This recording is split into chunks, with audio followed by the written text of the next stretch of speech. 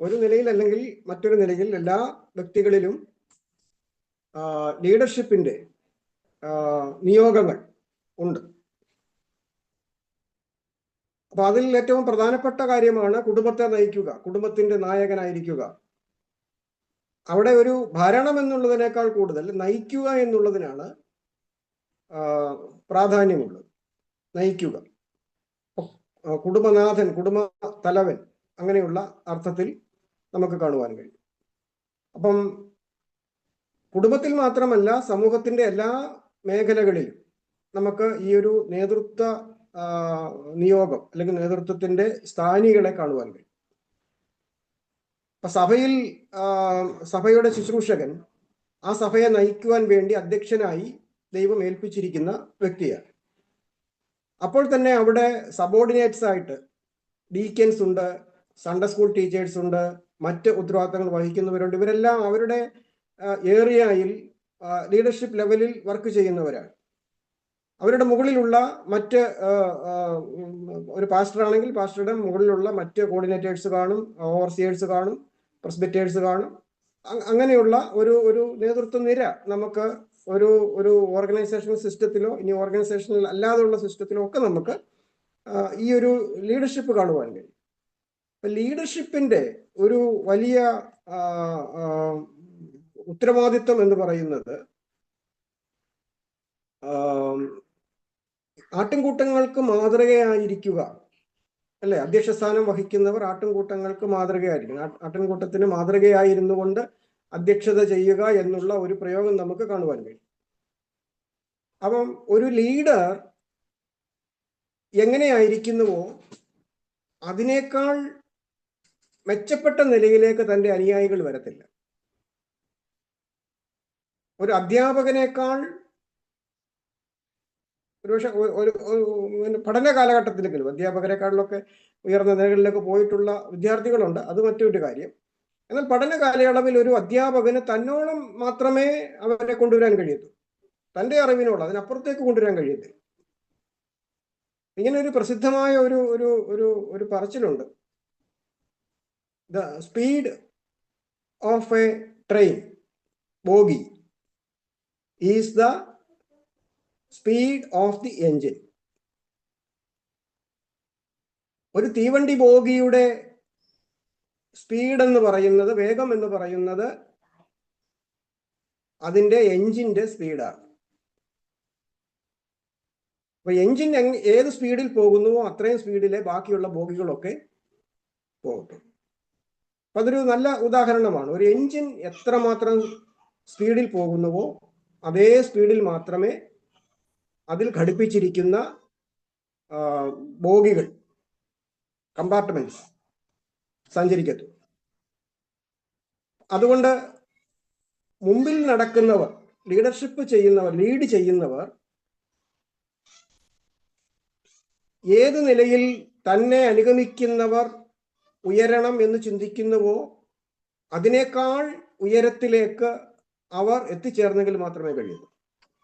സ്വഭാവത്തിലായാലും പ്രതികരണങ്ങളിലായാലും കാര്യങ്ങൾ എക്സിക്യൂട്ട് ചെയ്യുന്ന വിഷയങ്ങളിലായാലും ഒക്കെ ഒരു ലീഡർ വളരെ പക്വതയുള്ള ആളും വിശാല മനസ്സുള്ള ആളും കാര്യപ്രാപ്തിയുള്ള വ്യക്തിയുമായിരിക്കണം.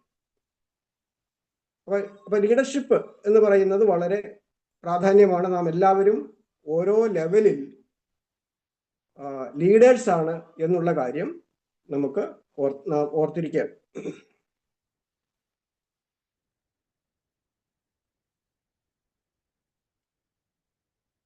നിക്കോളാസ് മുറേ ബട്ട്ലർ എന്ന് പറയുന്ന ഒരു വ്യക്തി, നിക്കോളാസ് മുറേ ബട്ട്ലർ, അദ്ദേഹം കൊളംബിയ യൂണിവേഴ്സിറ്റിയുടെ പ്രസിഡന്റ് ആയിരുന്നു. അദ്ദേഹം മനുഷ്യനെ കുറിച്ചും ലീഡർഷിപ്പിനെ കുറിച്ചും ഒരു മനോഹരമായ നിർവചനം, ഒരു ചിത്രം നൽകിയിട്ടുണ്ട്. അതിങ്ങനെയാണ്: there are 3 kinds of people in the world. ലോകത്തിൽ 3 വിധത്തിലുള്ള ആളുകളാണ് ഉള്ളത്. those who don't know what is happening, അതാണ് ഒന്നാമത്തെ ഗ്രൂപ്പ്. എന്തൊക്കെയാണ് ലോകത്തിൽ നടക്കുന്നത് എന്ന് യാതൊരു വിധമായ ബോധവും വിവരവും ഇല്ലാത്ത ആളുകൾ. അവർക്ക് അങ്ങനെ എന്താണ് ലോകത്തിൽ നടക്കുന്നത്, ചുറ്റുപാടുകളിൽ നടക്കുന്നത്, ഇതിനെക്കുറിച്ചൊന്നും യാതൊരു അറിവോ വിവരമോ കാര്യങ്ങളോ ഒന്നുമില്ല. ടി വി ഒരു പക്ഷെ കാണത്തില്ല, പത്രം ഒരു പക്ഷെ വായിക്കത്തില്ല. അവർക്ക് അതൊന്നും ഒരു വിഷയമേ അല്ല. അപ്പൊ തന്റെ ചുറ്റുപാട് നടക്കുന്ന കാര്യങ്ങളെക്കുറിച്ച് യാതൊരു അറിവുമില്ലാത്ത, അല്ലെങ്കിൽ അതിനെക്കുറിച്ച് ബോധർ ചെയ്യാത്ത ആളുകളാണ് ഒന്നാമത്തെ group. Those who don't know what is happening. രണ്ടാമത്തെ group those who watch what's happening. സംഭവിക്കുന്ന ചുറ്റുപാടുകളിലും സംഭവിക്കുന്ന കാര്യങ്ങളെ ഒരു കാഴ്ചക്കാരനായി കാണുന്ന വ്യക്തി. എന്തെല്ലാം സംഭവിച്ചോട്ടെ, അതൊക്കെ നമുക്ക് അറിയണമെന്നുണ്ട്, അത് അറിയുന്നു, കാണുന്നു എന്നുള്ള ഒരു സ്വഭാവമുള്ള ആളുകൾ. മൂന്നാമത്തെ ഗ്രൂപ്പ് അങ്ങനെയല്ല. അവരെക്കുറിച്ച് പറയുന്നത് and those who make things happen. മൂന്നാമത്തെ ആളുകൾ കാര്യങ്ങൾ നിർവഹിക്കുന്നവരാണ്. കാര്യങ്ങൾ നിർവഹിക്കുന്നു. അവര് സംഭവങ്ങൾ സൃഷ്ടിക്കുന്നു, കാര്യങ്ങൾ എക്സിക്യൂട്ട് ചെയ്യുന്നു. അങ്ങനെയുള്ള ആളുകൾ. സോ ലീഡർഷിപ്പിനെ നമുക്ക് ഡിഫൈൻ ചെയ്യാൻ വളരെയധികം ബുദ്ധിമുട്ടാണ്. അങ്ങനെയുള്ള ഒരു വിഷയമാണ് ലീഡർഷിപ്പ് എന്ന് പറയുന്നത്. ലീഡർഷിപ്പിനെ ഡിഫൈൻ ചെയ്യാൻ ബുദ്ധിമുട്ടാണെങ്കിലും ജനറലി നമുക്ക് പറയാം അതിന്റെ ക്യാരക്ടറിസ്റ്റിക്സ് എന്ന് പറഞ്ഞാൽ, കോമൺ ആയിട്ടുള്ള ഒരു ക്യാരക്ടറിസ്റ്റിക്സ് എന്ന് പറഞ്ഞാൽ ഓൾ ലീഡേഴ്സ്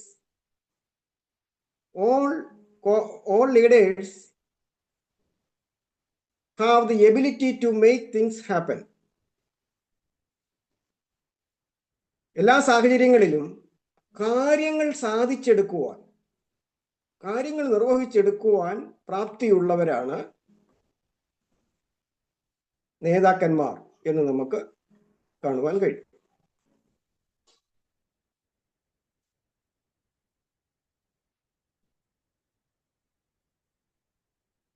നമ്മൾ പഠിക്കുന്ന ഈ ഒരു സബ്ജക്റ്റിന്റെ നമുക്ക് സമയം കിട്ടുന്ന അനുസരിച്ച് നാം എടുക്കുന്ന ഈ വിഷയത്തിൽ നമ്മൾ കോമൺ ആയിട്ട് ലീഡർഷിപ്പിന്റെ കുറച്ച് സ്റ്റാൻഡേർഡ്സ്, കുറെ പ്രിൻസിപ്പിൾസ് നമ്മൾ പഠിക്കുന്നുണ്ട്. അതിനുശേഷം നമ്മൾ ബിബ്ലിക്കൽ പാറ്റേൺസ്, അതായത് ഓൾഡ് ടെസ്റ്റമെന്റ്, ന്യൂ ടെസ്റ്റമെന്റ്, അങ്ങനെയുള്ള ലെവലിൽ എന്താണ് ലീഡർഷിപ്പിനെ കുറിച്ച് പറയുന്നത് എന്ന് നമുക്ക് പഠിക്കണം. അതിനുശേഷം സ്പിരിച്വൽ ലീഡർഷിപ്പ്, എങ്ങനെയാണ് ഒരു ആത്മീക നേതൃത്വം മുമ്പോട്ട് പോകേണ്ടത്, അതിന്റെ ക്വാളിറ്റീസും ക്വാളിഫിക്കേഷൻസും എന്തൊക്കെയാണ്. അപ്പൊ ഈ ഒരു ലെവലിലായിരിക്കും നമ്മളുടെ ക്ലാസ്സുകൾ മുമ്പോട്ട് പോകുന്നത്.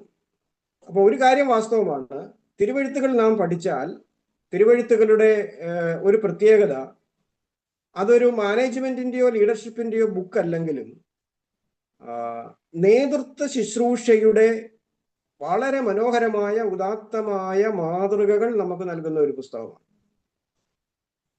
കാരണം ആരംഭകാലം മുതൽ ദൈവം വിളിക്കുന്ന ആളുകൾ ദൈവത്തിന്റെ ജനത്തെ നയിക്കുന്ന ഒരു കാഴ്ചയാണ് നമ്മൾ പഴയ നിയമത്തിൽ കാണുന്നത്. ദൈവജനത്തെ നയിക്കുവാൻ, ഇപ്പൊ അബ്രഹാം ഒക്കെ വിളിക്കപ്പെട്ടു എങ്കിലും അബ്രഹാം യഥാർത്ഥത്തിൽ ഒരു ലീഡറാണ്. ആ ഒരു ഗോത്രത്തെ, അല്ലെങ്കിൽ തന്നോടൊപ്പം വിശ്വാസത്തിന്റെ ചുവടുകൾ വെക്കുന്ന ആളുകളെ താൻ എന്ത് ചെയ്യുകയാണ്? നയിക്കുകയാണ്. അതിനുശേഷം അതൊരു വലിയ അവരുടെ സന്തതി ഒരു വലിയ ജനസമൂഹമായി മാറിക്കഴിഞ്ഞപ്പോൾ അവരുടെ പ്രതിസന്ധികളിലൊക്കെ അവരെ നയിക്കുവാൻ ദൈവം ഓരോ കാലഘട്ടത്തിലും എഴുന്നേൽപ്പിച്ച നായകന്മാരെ നമുക്ക് കാണാം. അപ്പൊ അത് കർത്താവായ യേശുക്രിസ്തുവിന്റെ കാലഘട്ടം വരെയും നമുക്കത് കാണുവാൻ കഴിയും. കർത്താവായ യേശുക്രിസ്തുവിന്റെ കാലഘട്ടം വരെയും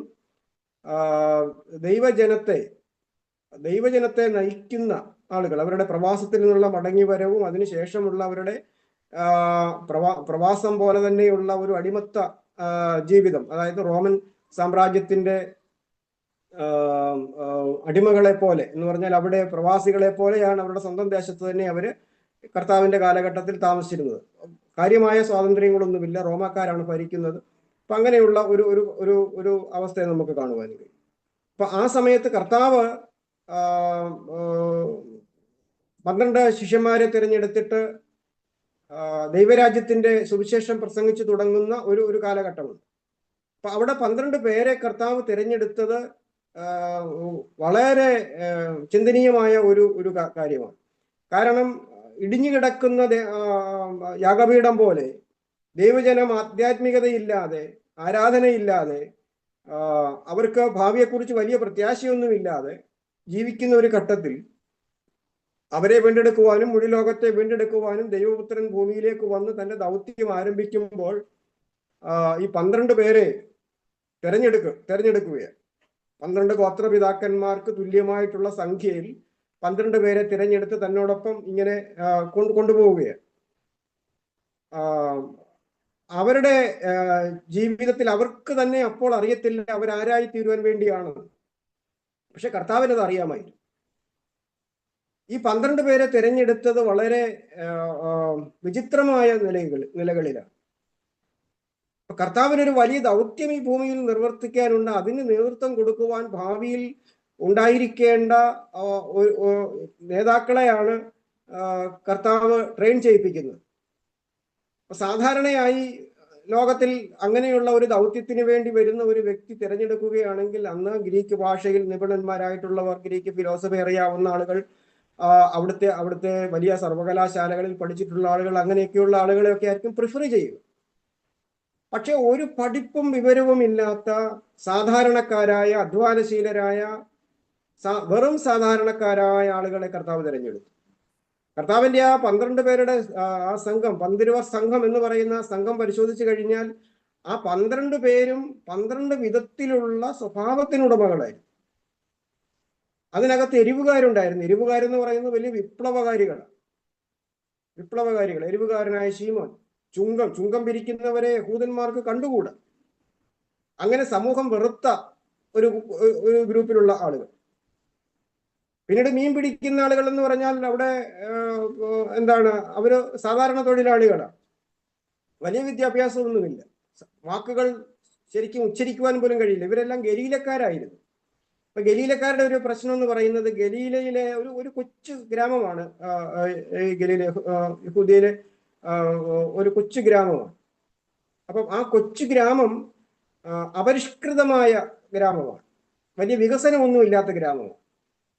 അപ്പൊ അവരുടെ ഭാഷ തന്നെ ഒരു സ്ലാങ് ആണ്, നല്ലവണ്ണം ഉച്ചരിക്കുവാൻ കഴിയത്തില്ല. അതുകൊണ്ടാണ് ഇവനും ഗലീലക്കാരനല്ലയോ, ഇവന്റെ ഭാഷ തന്നെ ഇവൻ ഗലീലക്കാരനാണെന്ന് നമുക്ക് മനസ്സിലാക്കുന്നു എന്ന് പറയാനുള്ള കാരണം അതാണ്.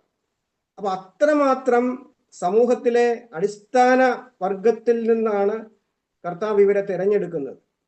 ഇവരുടെ ട്രെയിനിങ്, ഇവരെ ട്രെയിൻ ചെയ്യിപ്പിക്കുന്ന കർത്താവിന്റെ കൂടെ കൊണ്ട നടന്ന് കർത്താവ് അവരെ പ്രത്യേകമായിട്ട് ഉപദേശിച്ച് തൻ്റെ ജീവിതത്തിന്റെ മാതൃകകളിലൂടെ അവരുടെ വാക്കുകളിലും പ്രവർത്തികളിലും വരുന്ന കുറ്റങ്ങളിൽ കറക്ഷൻസ് കൊടുത്ത് അങ്ങനെ അവരെ ട്രെയിൻ ചെയ്യിപ്പിച്ച് കൊണ്ടുവരുന്ന ഒരു വസ്തു നമുക്ക് കാണുവാൻ കഴിയും. അപ്പൊ അത് നമുക്ക് സമയമുണ്ടെങ്കിൽ പിന്നീട് നമുക്ക് ന്യൂ ടെസ്റ്റ്മെന്റ് വരുമ്പോഴത്തേക്കും നമുക്ക് ആ കർത്താവിന്റെ ലീഡർഷിപ്പ് ട്രെയിനിങ് ദ 12 എന്ന് പറയുന്ന ഒരു മനോഹരമായ ഒരു പുസ്തകമുണ്ട്. അതെന്റെ കൈവശം എവിടെ ഉണ്ടായിരുന്നു, പക്ഷെ എനിക്കത് കിട്ടിയില്ല. ഞാൻ ലൈബ്രറിയിൽ നിന്ന് കണ്ടിട്ടുണ്ട്, ട്രെയിനിങ് ദ 12. അതിനകത്ത് വളരെ നാടകീയമായിട്ട് ഈ കാര്യം വളരെ മനോഹരമായിട്ട് അവതരിപ്പിച്ചിട്ടുണ്ട്. അപ്പം അതാണ് ഒരു കാര്യം. പിന്നീട് വരുമ്പോൾ നമുക്ക് പുതിയ നിയമ ഭാഗത്ത് വരുമ്പോഴത്തേക്കും വിശുദ്ധ പൗലോസിന്റെ ശുശ്രൂഷയിലാണ്. പൗലോസിന്റെ ശുശ്രൂഷയിൽ പൗലോസ് എന്ത് ചെയ്യുന്നു? പൗലോസ്, തിമോത്തിയോസ്, ശീലാസ്, ബർണബാസ്, തീത്തോസ്, ഇങ്ങനെയൊക്കെയുള്ള ആളുകളെ, അതിലും കൂടുതൽ ആളുകൾ ഉണ്ടായിരുന്നു, അങ്ങനെയുള്ള ആളുകളെ തൻ്റെ സഹശുശ്രൂഷകന്മാരാക്കി താൻ ട്രെയിൻ ചെയ്യിപ്പിച്ചു. അവരെ അധ്യക്ഷന്മാരാക്കി വിവിധ സഭാ രംഗങ്ങളിൽ അവരെ നിയോഗിച്ചു. അവർക്ക് ശുശ്രൂഷാപരമായിട്ടുള്ള എല്ലാ നിർദ്ദേശങ്ങളും താൻ നേരിട്ടും എഴുത്തിലൂടെയും അവർക്ക് നൽകി അവരെ ഒരു ക്രിസ്തീയ അധ്യക്ഷന്റെ, ക്രിസ്തീയ നേതൃത്വ ശുശ്രൂഷയുടെ എല്ലാ മാതൃകകളും പഠിപ്പിച്ച് അവരെ ഒരുക്കിയെടുക്കുകയും അവരോട് പട്ടണങ്ങൾ തോറും മൂപ്പന്മാരെ നിയമിക്കുവാൻ, അധ്യക്ഷന്മാരെ നിയമിക്കുവാനുള്ള വലിയ നിയോഗം കൊടുക്കുകയൊക്കെ ചെയ്യുന്നത് നമുക്ക് കാണുവാൻ കഴിയും. ഇപ്പൊ ഞാൻ പറഞ്ഞു വന്നത്, ആരംഭകാലം മുതൽ ഇങ്ങോട്ട് നോക്കിക്കഴിഞ്ഞാൽ ലീഡർഷിപ്പിന്റെ വലിയ വലിയ മാതൃകകളും ചിത്രങ്ങളും നമുക്ക് തിരുവെഴുത്തുകളിൽ നമുക്ക് കാണുവാൻ കഴിയുന്നു. അപ്പം ഈ എബ്രായ ലേഖനത്തിൽ നാം വായിക്കുന്നുണ്ട്, അഹരോനെ പോലെ ദൈവം വിളിക്കുന്നവനല്ലാതെ ആരും ആ സ്ഥാനം സ്വതവേ എടുക്കുന്നില്ല. അവണ്ണം ക്രിസ്തുവും മഹാപുരോഹിതനാകുവാനുള്ള മഹത്വം സ്വതവേ എടുത്തിട്ടില്ല. അപ്പൊ ഇവിടെ പൗരോഹിത്യത്തെ കുറിച്ചൊക്കെ പറഞ്ഞു വരുന്നുടനെ ഇബ്രാഹിം ലേഖനക്കാരൻ പറയുന്ന ഒരു കാര്യമാണ്. എന്താണ് അവിടെ പറഞ്ഞിരിക്കുന്നത്? No one can appoint himself as a spiritual leader. ഒരാൾക്ക് സ്വന്തമായിട്ട് തന്നെ ഒരു ആത്മീയ നേതാവായിട്ട് പരിഗണിച്ച് വെക്കാനോ അല്ലെങ്കിൽ നിയോഗിക്കാനോ കഴിയത്തില്ല. പിന്നെ എങ്ങനെയാണ്? He has to be called by God for this work. അങ്ങനെയാണ് അത് പറഞ്ഞിരിക്കുന്നത്. അത് അവനെ ആ ഒരു ശുശ്രൂഷയ്ക്ക് വേണ്ടി ദൈവം എന്ത് ചെയ്തിരിക്കണം? വിളിച്ച് നിയോഗിച്ചിരിക്കണം. അതാണ് ക്രിസ്തീയ ശുശ്രൂഷയുടെ, നേതൃത്വ ശുശ്രൂഷയുടെ മാതൃക. ദൈവ വിളിയും നിയോഗവുമാണ് ക്രിസ്തീയ ശുശ്രൂഷയുടെ ഏറ്റവും കാതലായ വിഷയം എന്ന് പറയുന്നത്. എന്നാൽ അത് ഇന്ന് പലപ്പോഴും പലയിടങ്ങളിലും അത് പാലിക്കപ്പെടുന്നില്ല. പല ആളുകളും സ്വന്തമായിട്ട് തന്നെ നേതാക്കന്മാരാണ് എന്ന് അഭിമാനിക്കുകയും അവർ സ്വന്തമായിട്ട് കാര്യങ്ങൾ ചെയ്യുകയൊക്കെ ചെയ്യുന്നു. അതിനെക്കുറിച്ച് ഒരു ദേവദാസൻ പറഞ്ഞിരിക്കുന്ന ഒരു കാര്യമുണ്ട്. പ്രൊഫഷണലായിട്ടുള്ള ലീഡേഴ്സുമുണ്ട്, കോളിംഗ് ഉള്ള ലീഡേഴ്സുമുണ്ട്. പ്രൊഫഷണൽ ലീഡേഴ്സ് എന്ന് പറയുന്നത് അവർക്ക് ലോകപരമായ ആശയങ്ങളും തത്വങ്ങളും ഒക്കെ ഉണ്ട്. കോളിംഗ് ഉള്ള ആളിനെ സംബന്ധിച്ച് അത് അവരുടെ ജീവിതമാണ്. അവരുടെ ജീവിതമാണ് ആളുകളെ പണിതെടുക്കുക, ആളുകളെ മുൻപോട്ട് നയിക്കുക, ദൈവത്തിങ്കിലേക്ക് അടുപ്പിക്കുക, ദൈവത്തിന് വേണ്ടി ഒരുക്കിയെടുക്കുക എന്നുള്ളത് കോളിംഗ് ഉള്ള ആളുകളുടെ പ്രത്യേകമായ ഉദ്ദേശമാണ്. അപ്പൊ അതിനെക്കുറിച്ച് സാധാരണ പറഞ്ഞു വരുന്ന ഒരു മനോഹരമായ ഉദാഹരണമുണ്ട്. അതായത് ഒരു ഹോസ്പിറ്റലിൽ ചിന്തിക്കുക, ഒരു ഹോസ്പിറ്റലിൽ ഒരു കുട്ടിയെ എന്തെങ്കിലും ഒരു പനിയോ അസുഖമോ വന്ന് അഡ്മിറ്റ് ചെയ്യും. ഒരു കുട്ടിയെ അഡ്മിറ്റ് ചെയ്യും. അവിടെ ആ കുഞ്ഞിനെ നോക്കുവാൻ വേണ്ടി ഹോസ്പിറ്റൽ നിയോഗിച്ചിരിക്കുന്ന നേഴ്സസ് ഉണ്ട്. അപ്പൊ നേഴ്സിനെ സംബന്ധിച്ച് അവർക്ക് ഈ കുഞ്ഞിനെ നോക്കേണ്ട കാര്യങ്ങളെക്കുറിച്ചും അവർക്ക് കൊടുക്കേണ്ട മരുന്ന്, വേണ്ട പരിചരണങ്ങളെ കുറിച്ചെല്ലാം അറിയാം. ഒരമ്മയേക്കാൾ കൂടുതൽ എന്ത് ചെയ്യാം, ആ കാര്യങ്ങളൊക്കെ അറിയാവുന്ന ആളാണ് നേഴ്സ്. നേഴ്സ് വന്നിട്ട് ആ കാര്യങ്ങളെല്ലാം ചെയ്യും. പക്ഷെ പ്രശ്നം എന്താണെന്ന് ചോദിച്ചാൽ അവരൊരു പ്രൊഫഷണൽ നേഴ്സാണ്. അവര് എന്ത് ചെയ്യും? 8 മണിക്കൂർ കഴിയുമ്പോൾ, അവരുടെ ഡ്യൂട്ടി കഴിയുമ്പോൾ അവർക്ക് എന്ത് ചെയ്യണം? വീട്ടിലേക്ക് പോകണം. പക്ഷെ ആ സമയത്തും അവിടെ കുഞ്ഞിന്റെ കണ്ണിൽ നോക്കി, കുഞ്ഞിനെ വീശിക്കൊണ്ട്, അല്ലെങ്കിൽ അവന് വേണ്ട കാര്യങ്ങൾ ചെയ്തുകൊണ്ട് മറ്റൊരു ആണിരിപ്പുണ്ട്. അത് ആ കുഞ്ഞിന്റെ അമ്മയാണ്. അമ്മയ്ക്ക് 8 മണിക്കൂർ ഡ്യൂട്ടി അല്ല. അമ്മയുടെ ജീവിതമാണ്, അമ്മയുടെ നിയോഗമാണ് ആ കുഞ്ഞിനോടവിടെ എപ്പോഴും ആയിരിക്കുക, ആ കുഞ്ഞിനെ പരിപാലിക്കുക എന്നുള്ളത്. അപ്പൊ ഇതാണ് കോളിങ്ങും പ്രൊഫഷണലും തമ്മിലുള്ള വ്യത്യാസം എന്ന് പറയുന്നത്. പ്രൊഫഷണൽ ആളുകൾ മോശമാണെന്നുള്ള അർത്ഥത്തിലല്ല, മോശമാണെന്നുള്ള അവരവരുടെ ഡ്യൂട്ടിയാണ് ചെയ്യുന്നത്. എന്നാൽ ഒരു ഡ്യൂട്ടി, ഒരു ഉദ്യോഗം എന്നുള്ളതിനേക്കാൾ കൂടുതൽ കോളിംഗ്, വിളിയുള്ള വ്യക്തിയുടെ ശുശ്രൂഷ അല്ലെങ്കിൽ വിളിയുള്ള അതിന്റെ നിയോഗം എന്ന് പറയുന്നത് അത് സമയമോ കാലമോ നോക്കിക്കൊണ്ടുള്ള ഒരു കാര്യമല്ല. ആ കാര്യം പൂർത്തീകരിക്കുന്നത് വരെയും ആ ഒരു വസ്തുത തൻ്റെ മേൽ ആയിരിക്കുന്നു. അപ്പൊ ഞാൻ പലപ്പോഴും ഓർക്കാറുണ്ട്, നമ്മുടെയൊക്കെ സഭകളിലെ സ്ഥലം മാറ്റമൊക്കെ ആവശ്യമാണ്. സ്ഥലം മാറ്റം ആവശ്യമില്ലെന്ന് ഞാൻ പറയുന്നില്ല, ചിലപ്പോൾ സ്ഥലം മാറ്റം ആവശ്യമുണ്ട്. പക്ഷെങ്കിൽ ഒരു പ്രൊഫഷണൽ ലെവലിൽ ഒരു 3 വർഷത്തേക്ക് ഒരാളിനെ ഒരു സഭയിൽ അയക്കുന്നു, അങ്ങനെ വേറൊരാൾ വരുന്നു, പിന്നീട് വേറൊരാൾ വരുന്നു, പിന്നീട് വേറൊരാൾ വരുന്നു, പിന്നീട് വേറൊരാൾ വരുന്നു. സോ ആ സഭ എന്ന് പറയുന്നത് നമ്മുടെ ആ സഭകളുടെയൊക്കെ വളർച്ചയെ ബാധിക്കുന്ന ഒരു വലിയ കാര്യമാണ്. കാരണം അവർ പറയാം, ഞാൻ 3 വർഷത്തേക്കല്ലേ ഉള്ളൂ, അത് കഴിയുമ്പോൾ മറ്റൊരാൾ വന്നിട്ട് എന്താ വെച്ചാൽ ചെയ്തോട്ടെ. അപ്പൊ പ്രശ്നപരിഹാരത്തിനായാലും ഇവാഞ്ചലിസം പ്രോജക്റ്റുകൾക്കായാലും ശുശ്രൂഷയിൽ മുമ്പോട്ട് പോകുന്ന മറ്റു പല കാര്യങ്ങൾക്കായാലും നടക്കത്തില്ല. കാരണം അദ്ദേഹത്തിന് അത് പൂർത്തീകരിക്കുന്നതിന് മുമ്പ്, അല്ലെങ്കിൽ അദ്ദേഹത്തിന്റെ വിഷൻ അവിടെ ഫലവത്താകുന്നതിന് മുമ്പ് അദ്ദേഹത്തെ കോഴിക്കോട്ടോട്ട് വിടും. കോഴിക്കോട്ട് കാര്യങ്ങൾ അങ്ങോട്ട് ചെയ്തങ്ങോട്ട് 2 വർഷം ആകുമ്പോഴത്തേക്കും അവിടെ നിന്ന് ഒന്നീ പുള്ളിക്ക് മാറേണ്ടി വരും, അല്ലെങ്കിൽ പുള്ളിയെ മാറ്റേണ്ടി വരും, അല്ലേ? അങ്ങനെ വരും. അപ്പം ഈ കോൺസ്റ്റന്റ് ആയിട്ടുള്ള സ്ഥലം മാറ്റങ്ങൾ അതൊരു ഒരു ഒരു ഒരു ദേശത്തെ മിഷൻസിനെ ബാധിക്കുന്ന കാര്യമാണ്. കാരണം അവിടെ ഒരു ദേശത്ത് പാർത്ത് ഒരു ലീഡർഷിപ്പ് കൊടുത്ത് ഒരു സഭയെ ഒരുക്കി വളർത്തി എടുത്തുകൊണ്ട് വരുവാൻ അങ്ങനെയുള്ള ആ ഓർഗനൈസേഷൻ സിസ്റ്റത്തിന് പലപ്പോഴും കഴിയാതെ വരികയാണ്. ഞാനത് സന്ദർഭവശാൽ ഓർപ്പിച്ചെന്നുള്ളേ ഉള്ളൂ. എന്നാൽ അത്യാവശ്യ രംഗങ്ങളിലൊക്കെ അത് ആവശ്യമാണ്. എന്നാൽ മറ്റു ചില രംഗങ്ങളിൽ വ്യക്തിപരമായി ദർശനത്തോടുകൂടി ആരംഭിച്ച പല ശുശ്രൂഷകളും ഈ ഓർഗനൈസേഷൻ സിസ്റ്റത്തിൽ കൂടുതൽ വളരുവാനുള്ള കാരണം അവർ ആ ദർശനത്തിന്റെ സാക്ഷാത്കാരത്തിന് വേണ്ടി ആ ദേശത്ത് പ്രവർത്തിക്കുന്നു എന്നുള്ളതാണ്. മനസ്സിലായോ? അപ്പൊ അങ്ങനെയുള്ള ഒരു വ്യത്യാസമുണ്ട്. അപ്പൊ ഒരിക്കലും നമ്മളുടെ ഈ ശുശ്രൂഷകൾ പ്രൊഫഷണലായിട്ടുള്ള സമീപനം ആവശ്യമാണ്. പക്ഷെ അതൊരു പ്രൊഫഷണൽ ആകാൻ പാടില്ല. അത് ദൈവവിളിയുടെയും ദൈവനിയോഗത്തിന്റെയും അടിസ്ഥാനത്തിൽ മുമ്പോട്ട് പോകേണ്ട ഒരു കാര്യമാണ്. ഈ ക്രിസ്തീയ ലീഡർഷിപ്പ് അല്ലെങ്കിൽ അധ്യക്ഷ സ്ഥാനം അല്ലെങ്കിൽ ഏതെങ്കിലും നിലയിലുള്ള നേതൃത്വ ശുശ്രൂഷ എന്ന് പറയുന്നത്. നമ്മുടെ ഈ പഠനത്തിൽ നമുക്ക് ഒരു 2-3 വേദഭാഗങ്ങൾ കീ വേഴ്സസ് ആയിട്ട് നമ്മൾക്കുണ്ട്.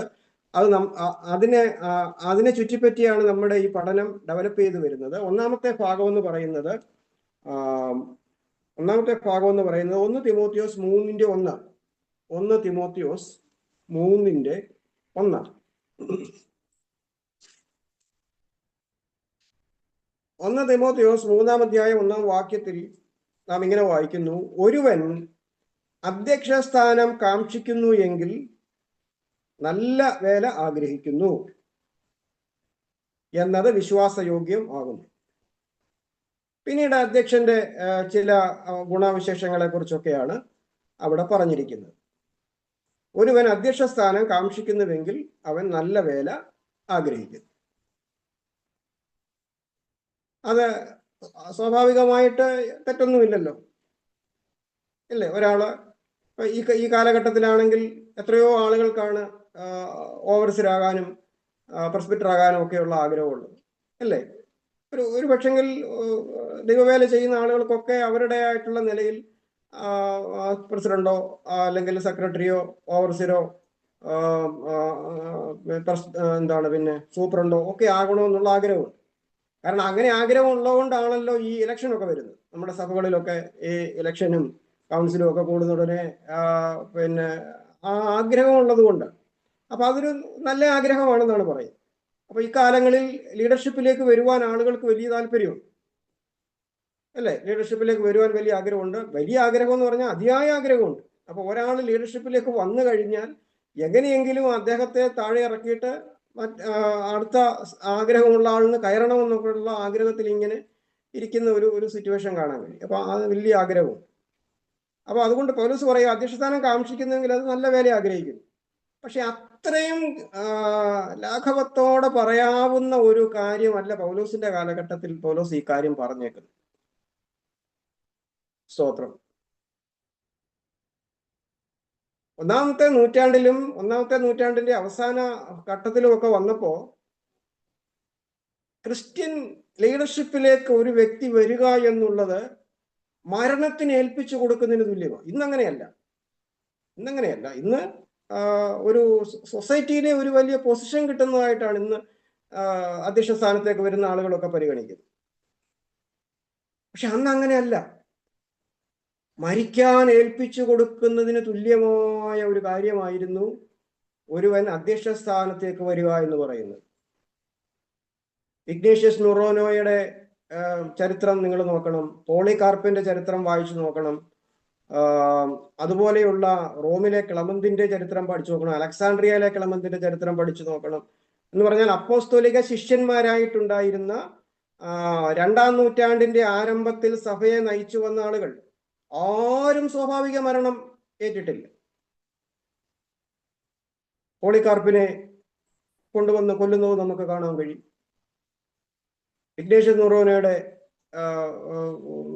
ഇക്താത്യോസ് എന്ന് പറയുന്ന ആ വ്യക്തിയുടെ ചരിത്രമൊക്കെ നമ്മൾ സഭാചരിത്രത്തിൽ നമ്മൾ പഠിക്കുകയും വായിക്കുകയൊക്കെ ചെയ്യുന്നു.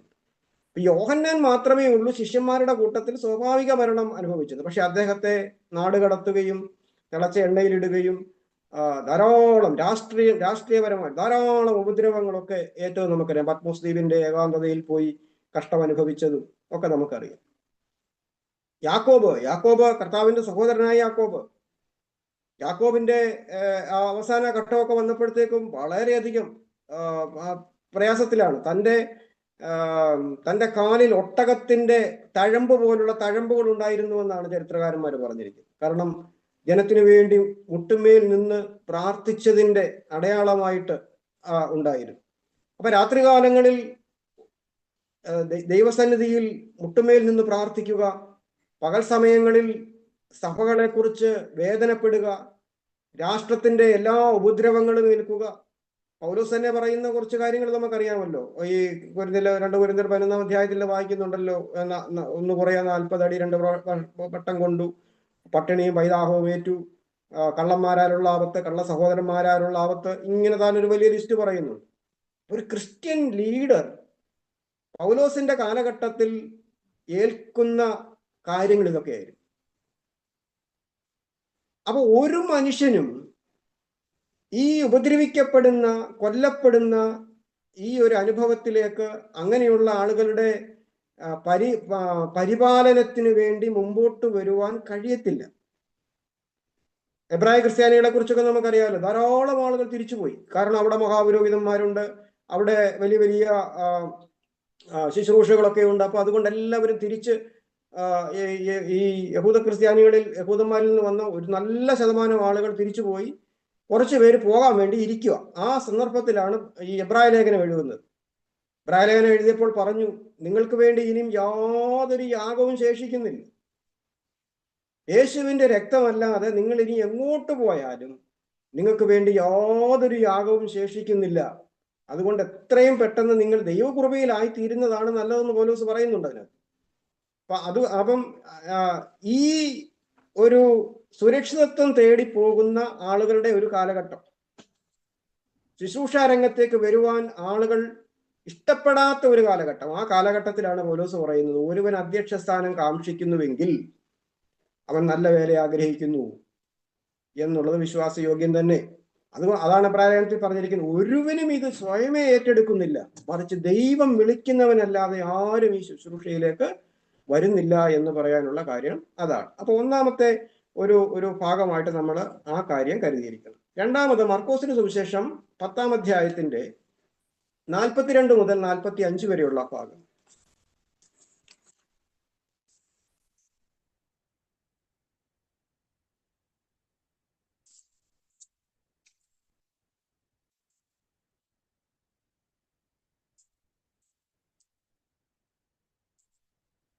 മർക്കോസിന്റെ സുവിശേഷം 10-ാം അധ്യായം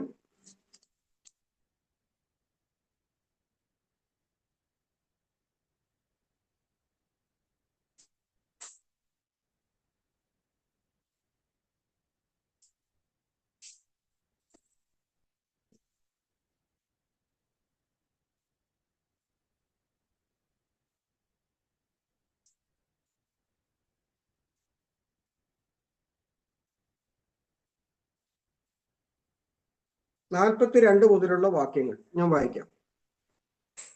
യേശു അവരെ അടുക്ക വിളിച്ച് അവരോട്, ജാതികളിൽ അധിപതികളായവർ അവരിൽ കർത്തൃത്വം ചെയ്യുന്നു, അവരിൽ മഹത്തുക്കളായവർ അവരുടെ മേൽ അധികാരം നടത്തുന്നു എന്ന് നിങ്ങൾ അറിയുന്നു. നിങ്ങളുടെ ഇടയിൽ അങ്ങനെ അരുത്. നിങ്ങളിൽ മഹാനാകുവാൻ ഇച്ഛിക്കുന്നവൻ എല്ലാം നിങ്ങളുടെ ശുശ്രൂഷക്കാരൻ ആകേണം. നിങ്ങളിൽ ഒന്നാമൻ ആകുവാൻ ഇച്ഛിക്കുന്നവൻ എല്ലാവർക്കും ദാസനാകേണം. മനുഷ്യപുത്രൻ ശുശ്രൂഷ ചെയ്യിപ്പാനല്ല, ശുശ്രൂഷിപ്പാനും അനേകർക്ക് വേണ്ടി തന്റെ ജീവനെ മറുവിലയായി കൊടുപ്പാനും അത്രേ വന്നത്. അപ്പൊ ഇത് വളരെ പ്രാധാന്യമുള്ള ഒരു leadership പ്രിൻസിപ്പിളാണ്. For even the Son of Man did not come to be served, but to serve and to give his life a ransom for many. മറ്റുള്ളവർക്ക് വേണ്ടി ജീവൻ വെടിയാനാണ് ഞാൻ വന്നത്.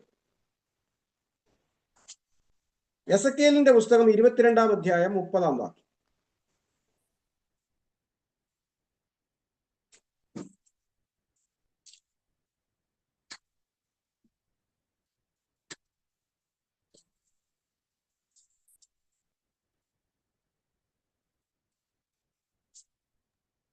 ഞാൻ ദേശത്തെ നശിപ്പിക്കാതെ വണ്ണം അതിന് മതിൽ കെട്ടി എന്റെ മുമ്പാകെ ഇടിവിൽ നിൽക്കേണ്ടതിന് ഒരു പുരുഷനെ ഞാൻ അവരുടെ ഇടയിൽ അന്വേഷിച്ചു, ആരെയും കണ്ടില്ല താനും. റെഫറൻസ് ഒന്നുകൂടി പറയാമോ? എസെക്കിയേൽ എസെക്കിയേലിന്റെ പുസ്തകം 22-ാം അധ്യായം 30-ാമത്തെ വാക്യം. Thank you.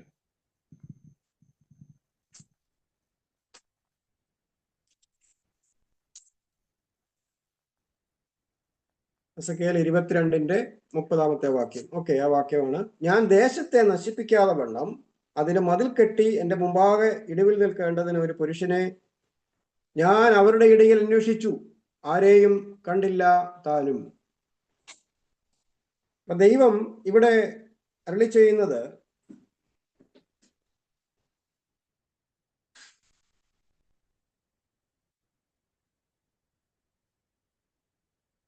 ദേശത്തിന് വേണ്ടി ഇടിവിൽ നിൽക്കുന്ന ഒരു പുരുഷനെ അവരുടെ ഇടയിൽ അന്വേഷിച്ചു.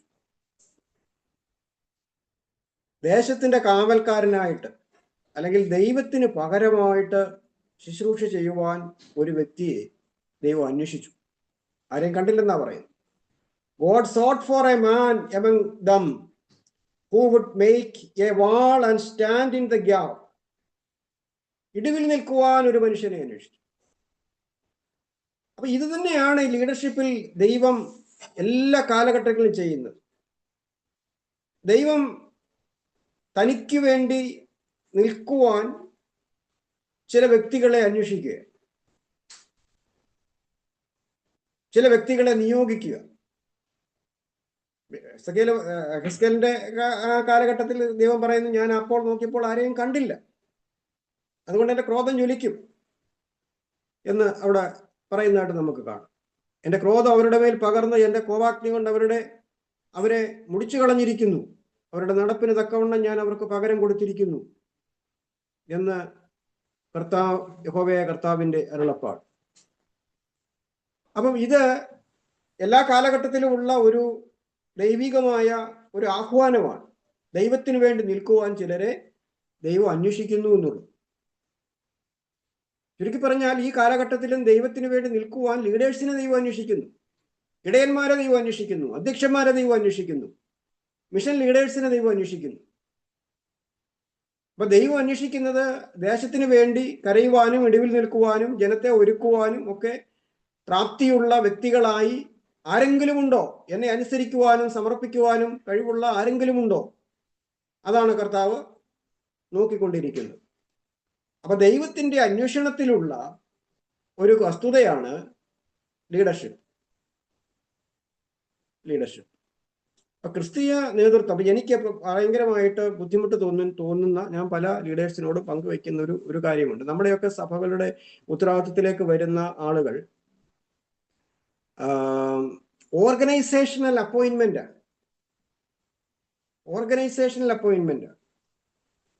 അവർക്ക് ദൈവവിളി ഉണ്ട്, ദൈവവിളി ഇല്ല എന്നൊന്നും നമുക്ക് പറയാൻ ഒക്കത്തില്ല. ദൈവം അവരെ വിളിച്ച് ശുശ്രൂഷയിലേക്ക്. പക്ഷെ സംഘടനയുടെ സംവിധാനം അവരെ എന്ത് ചെയ്യുന്നു? അടുത്ത ടൈമിൽ അവരാരുമല്ലാതായി മാറുന്നു. അടുത്ത ടൈമിൽ അവരാരുമല്ല. ഒരു സ്പിരിച്വൽ ലീഡർഷിപ്പ് എന്ന് പറയുന്നത് എന്താണ്? അത് ഒരു ലൈഫ് ലോങ് കമ്മിറ്റ്മെന്റ് ആണ്. ഒരുപക്ഷെ ജനാധിപത്യ സംവിധാനത്തിൽ ഒരു സൊസൈറ്റിയുടെയോ ഒരു ട്രസ്റ്റിന്റെയോ ഒക്കെ ഉത്തരവാദിത്തത്തിലേക്ക് വരുമ്പോൾ ഒരു പക്ഷെങ്കിൽ അങ്ങനെയൊക്കെയുള്ള മാറ്റങ്ങൾ മാറ്റം വരുത്തണം എന്നൊക്കെ ഉള്ളത് ജനാധിപത്യ സംവിധാനമാണ്. പക്ഷെ ദൈവത്തിന്റെ അപ്പോയിന്റ്മെന്റ് എന്ന് പറയുന്നത് അങ്ങനെ മാറ്റം വരുന്നതല്ല. അപ്പോസ്തലനായ പൗലോസിനെ അപ്പോസ്തലനാക്കിയത് 2 വർഷത്തേക്കാണ്, 2 വർഷത്തേക്കല്ല.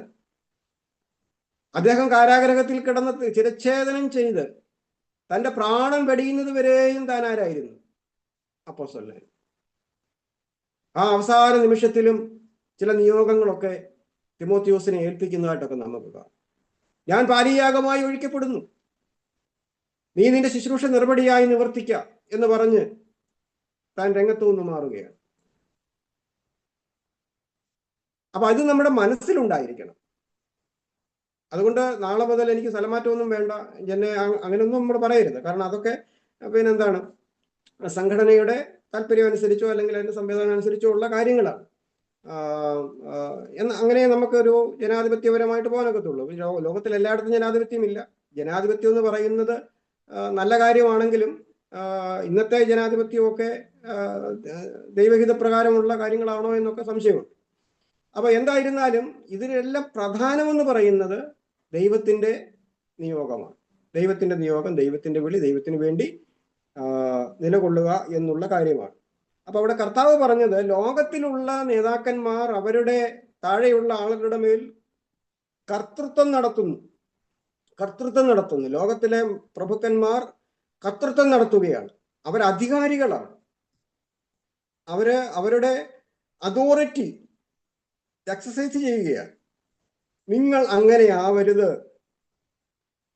മറിച്ച് നിങ്ങൾ എങ്ങനെയാവണം? ലോകം പഠിപ്പിക്കുന്ന മാനേജ്മെന്റ്, ലീഡർഷിപ്പ് ക്വാളിറ്റിയുടെ അല്ലെങ്കിൽ അതിൻ്റെ പ്രിൻസിപ്പിളിന്റെ നേരെ ഓപ്പോസിറ്റ് ആയിട്ടുള്ള കാര്യമാണ് കർത്താവ് പഠിപ്പിക്കുന്നത്. ഇപ്പൊ നമുക്കറിയാം, ഇപ്പൊ ഈ എവിടെയോ സ്കൂളിൽ അധ്യാപകരുടെ കാല് കഴിയിപ്പിച്ചു എന്ന് പറഞ്ഞിട്ട് വലിയ പ്രശ്നങ്ങൾ നടന്നുകൊണ്ടിരിക്കുക. പത്രങ്ങളിലും മീഡിയയിലും ഒക്കെ രാഷ്ട്രീയപരമായിട്ടൊക്കെ വലിയ പ്രശ്നം നടന്നുകൊണ്ടിരിക്കുക. അപ്പൊ ഈയിടെ അതിനിടയ്ക്ക് ആരാണ്ട് ഒരു ചോദ്യം ചോദിക്കുന്നത് കണ്ടു. കർത്താവ് കാല് കഴുകിപ്പിക്കുമല്ലായിരുന്നു, എന്ത് ചെയ്യായിരുന്നു? കർത്താവ് ശിഷ്യന്മാരുടെ കാല് കഴുകുകയായിരുന്നു. സത്യമാണ്. അതാണ് മാതൃക. അതാണ് കർത്താവ് കാണിച്ച മാതൃക. അപ്പം ആ ഒരു പാറ്റേണിലേക്കാണ് കൊണ്ടുവന്നത്. നിങ്ങളിൽ മഹാനാകുവാൻ ഇച്ഛിക്കുന്നവനെല്ലാം നിങ്ങളുടെ ശുശ്രൂഷക്കാരനാകണം. നിങ്ങളിൽ ഒന്നാമനാകാൻ ഇച്ഛിക്കുന്നവൻ എല്ലാവർക്കും ദാസനാകണം. അതൊക്കെ വലിയ ബുദ്ധിമുട്ടുള്ള കാര്യമാണ്. എല്ലാവർക്കും ബുദ്ധിമുട്ടുള്ള കാര്യമാണ്. പക്ഷേ ആ പ്രിൻസിപ്പിൾ സ്പിരിച്വൽ പ്രിൻസിപ്പിളാണ്. അതിന്റെ മാതൃകയുണ്ട്. വെറുതെ പറഞ്ഞതല്ല. മനുഷ്യപുത്രൻ ശുശ്രൂഷ ചെയ്യിപ്പാനല്ല, ശുശ്രൂഷിപ്പാനും അനേകർക്ക് വേണ്ടി തൻ്റെ ജീവനെ മറുവിലയായി കൊടുപ്പാനും അത്രേ വന്നത്. അപ്പൊ ഈ വസ്തുതകളാണ് നമുക്ക് ഇൻട്രഡക്ഷനായിട്ട് നമുക്ക് കുറച്ച് കാര്യങ്ങൾ മനസ്സിലാക്കുമ്പോൾ നമ്മുടെ മനസ്സിലേക്ക് ഓടി വരുന്ന, നമുക്ക് ചിന്തിക്കാൻ കഴിയുന്ന കാര്യങ്ങൾ ഇവയൊക്കെയാണ്. രണ്ടാമതായിട്ട് ലീഡർഷിപ്പിന്റെ ഒരു ഡെഫിനിഷൻ നമ്മൾ നേരത്തെ ഒന്ന് പറഞ്ഞായിരുന്നു. ലീഡർഷിപ്പ് എന്താണെന്നുള്ളതിനെ കുറിച്ച് നമ്മൾ പറഞ്ഞതായിരുന്നു.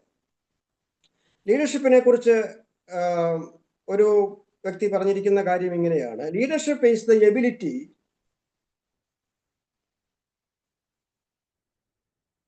to obtain followers.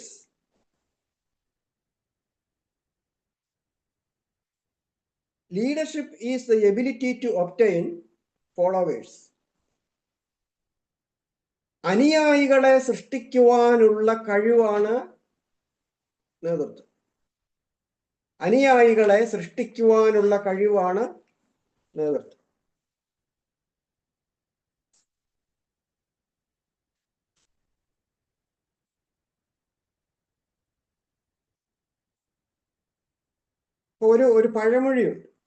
ഒരു പഴമൊഴിയുണ്ട്.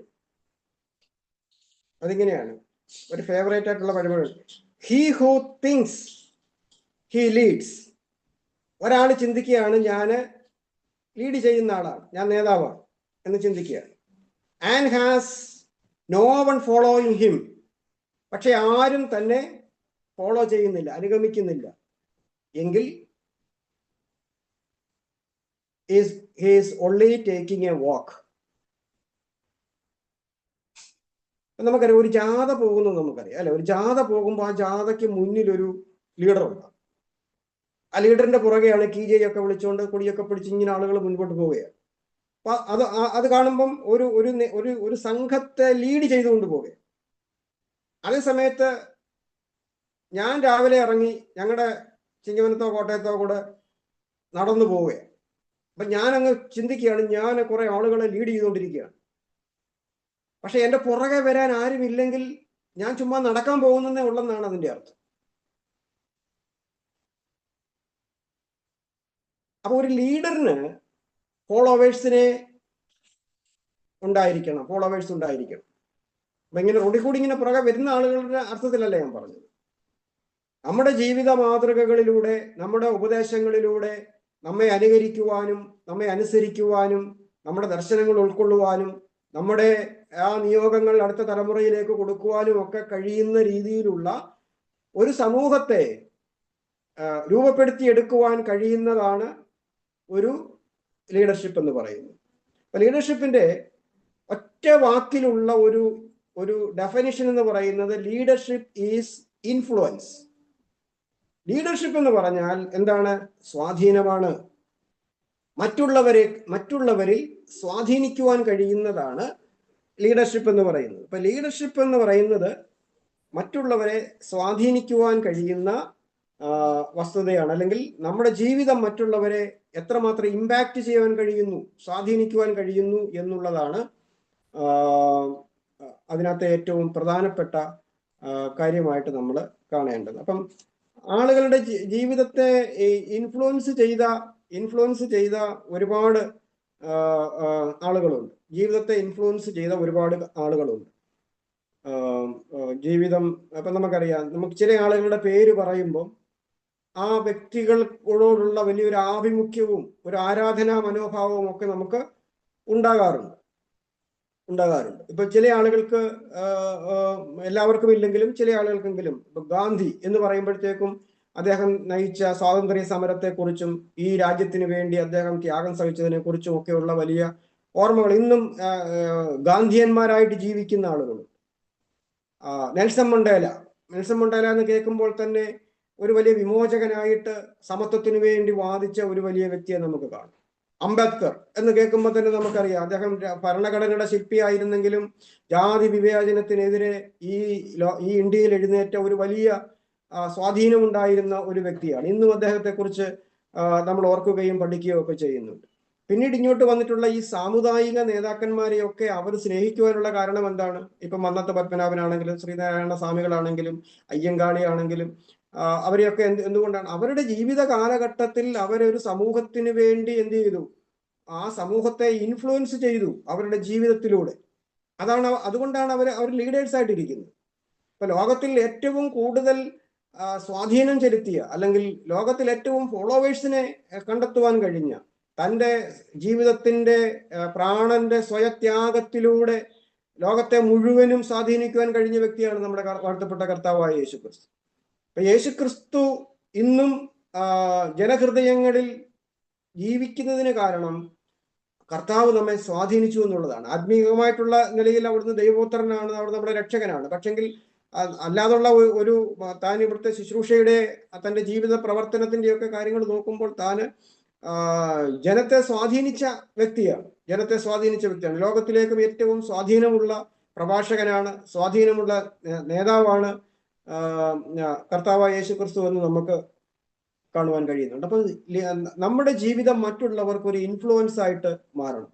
മറ്റുള്ളവരുടെ ജീവിതത്തിൽ നാം ഒരു സ്വാധീനം ചെലുത്തുവാൻ കഴിയും. നമ്മെ കണ്ട് ചില കാര്യങ്ങൾ പഠിക്കണം. അത് ഒന്നോ രണ്ടോ, ഇപ്പൊ സൺഡേ സ്കൂളിന്റെ ഒരു ലീഡർ ആണെങ്കിൽ പോലും നമ്മൾ സൺഡേ സ്കൂളിന്റെ ടീച്ചറായിട്ട് ഒരാൾ ഇരിക്കുമ്പോൾ ആ കുട്ടികൾ എന്ത് ചെയ്യണം? ആ കുട്ടികൾ പഠിക്കുന്ന പാഠങ്ങൾ ആ സൺഡേ സ്കൂൾ ടീച്ചറിൽ നിന്നായിരിക്കണം പഠിക്കേണ്ടത്. എന്ന് പറഞ്ഞാൽ ടീച്ചറിന്റെ ജീവിതമായിരിക്കണം ആ കുഞ്ഞുങ്ങളുടെ പാഠപുസ്തകം എന്ന് പറയുന്നത്.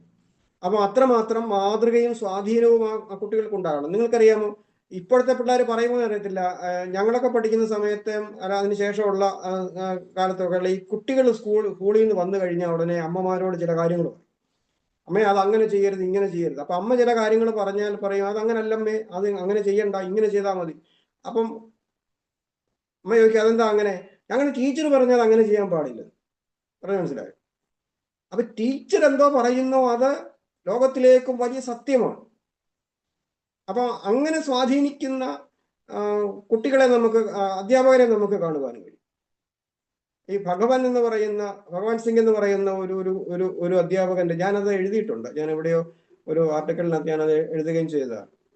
ഭഗവാൻ എന്ന് പറയുന്ന പേരുള്ള ഒരു ആള് ഒരു ഗ്രാമത്തിലെ സ്കൂളിലേക്ക് അധ്യാപകനായിട്ട് ചെന്നു. അത് ഇംഗ്ലീഷ് അധ്യാപകനായിട്ട് ചെന്നു. കുട്ടികൾക്ക് അന്ന് അവിടുത്തെ ABCD പോലും മൊത്തം എഴുതാൻ അറിയത്തില്ല.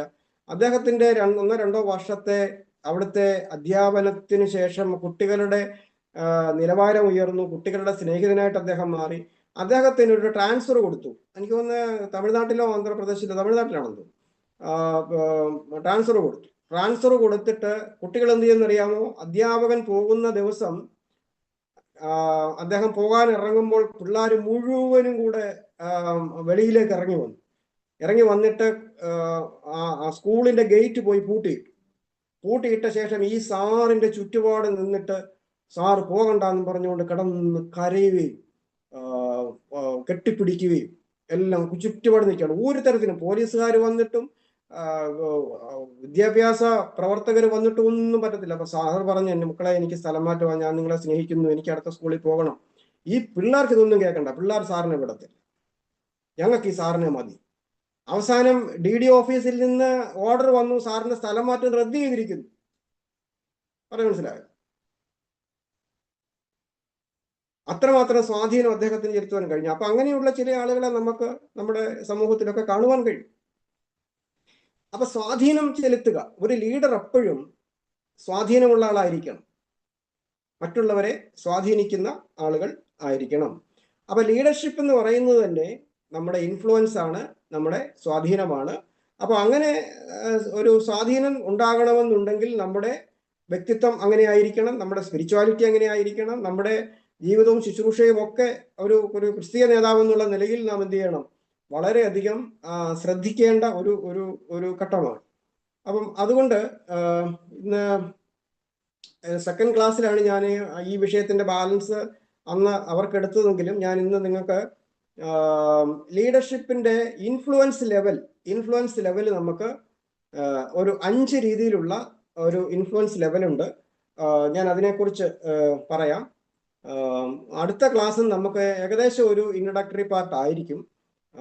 അതിനുശേഷമായിരിക്കും നമ്മൾ ബിബ്ലിക്കൽ പ്രിൻസിപ്പിൾസിലേക്ക് നമ്മൾ പിന്നീട് കയറുന്നത്. എന്നാൽ അവിടേക്ക് വരുന്നതിന് മുമ്പുള്ള ലീഡർഷിപ്പിന്റെ കുറച്ച് കാര്യങ്ങൾ നമ്മൾ പഠിച്ചിരിക്കണം. അതുകൊണ്ട് ഈ 5 ലെവൽസിനെ കുറിച്ച് നമുക്ക് പഠിക്കാം. ഞാനത് നിങ്ങൾക്ക് ഒന്ന് വിശദീകരിച്ചു തരാം. നമുക്കൊരു 5 മിനിറ്റ്സ് റെസ്റ്റ് എടുത്ത ശേഷം നമുക്ക് അത് ചെയ്യാമെന്നാണ് ഞാൻ കരുതുന്നത്. എനിക്ക്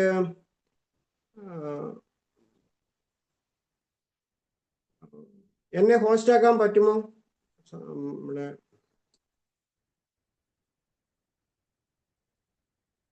എന്നെ ഹോസ്റ്റ് ആക്കാൻ പറ്റുവാണെന്നുണ്ടെങ്കിൽ ഞാനൊരു പിന്നെ സ്ക്രീൻ ഒന്ന് ഷെയർ ചെയ്യാം. ഒന്ന് നോക്കണേ. നമുക്കൊരു 5 മിനിറ്റ്. എന്തോ ആണോ? അതെ okay host. Okay, thank you. അപ്പൊ നമുക്കൊരു 5 മിനിറ്റ് കഴിഞ്ഞിട്ട് കണ്ടിന്യൂ ചെയ്യാം. കർത്താവ് നമ്മെ സഹായിക്കട്ടെ.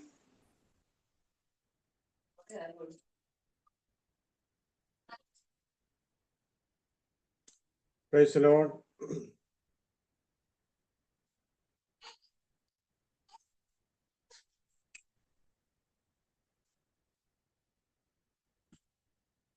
നമുക്ക് കണ്ടിന്യൂ ചെയ്യാം. അപ്പോൾ ലീഡർഷിപ്പ്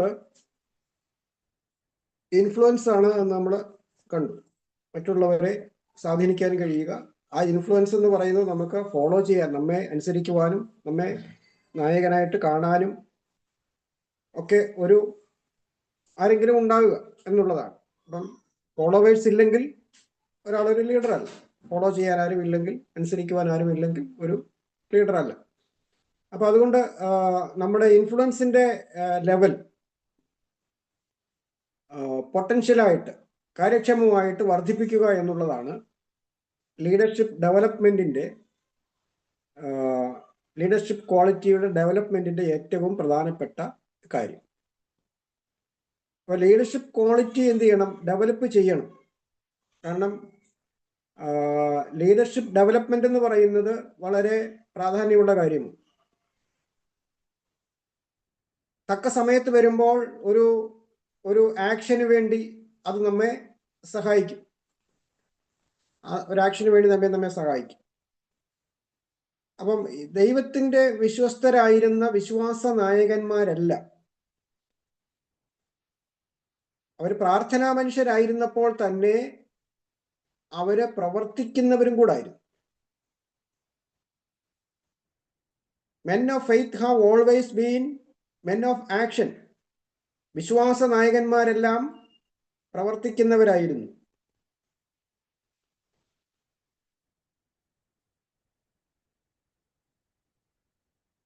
അപ്പൊ ആക്റ്റീവായിട്ട് നിൽക്കുന്ന ഒരാളിന് ഒരിക്കലും ഒരു പാസീവ് റോളിൽ നിലനിൽക്കാനൊക്കത്തില്ല, നിഷ്ക്രിയത്വത്തിൽ നിൽക്കുവാനൊക്കത്തില്ല. അപ്പൊ ഇവിടെ ഒരു വലിയ പ്രശ്നമുള്ളത്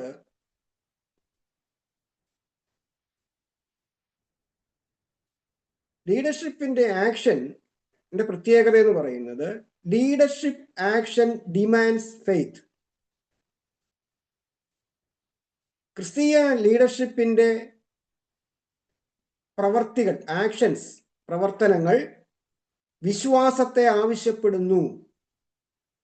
എന്ന് പറഞ്ഞാൽ വിശ്വാസത്തോടും ദൈവാശ്രയത്തോടും കൂടിയ പ്രവർത്തനമാണ് ക്രിസ്തീയ ലീഡർഷിപ്പ് എന്ന് പറയുന്നത്.